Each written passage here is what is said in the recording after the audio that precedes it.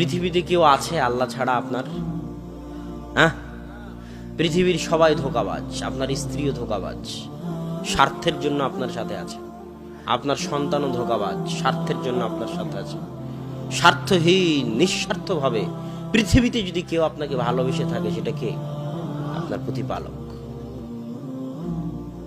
তো আল্লাহ সুবহানাহু ওয়া তাআলার এই ভালোবাসার গুরুত্ব আমাদের বুঝতে হবে এবং আমাদের উচিত যত দ্রুত সম্ভব আল্লাহর দিকে ফিরে যাওয়া। আজকেই তওবা করে আল্লাহর দিকে ফিরে যাওয়া, ওযু করে 2 রাকাত সালাত আদায় করে, বক্তব্য প্রোগ্রাম শেষ করে নিজ নিজ বাড়িতে গিয়ে ওযু করে 2 রাকাত সালাত আদায় করে সবার উচিত পুনরায় আল্লাহর সাথে সম্পর্ক তৈরি করা। যে আল্লাহ, আজকে তওবা করে তোমার সাথে সম্পর্ক তৈরি করতেছি, আর সম্পর্ক ছিন্ন করব না। আর সম্পর্ক ছিন্ন না করার সবচেয়ে বড় মাধ্যম হচ্ছে যে কোনো মূল্যে দিনে রাতে 24 ঘন্টায় 5 ওয়াক্ত সালাত আদায় করা।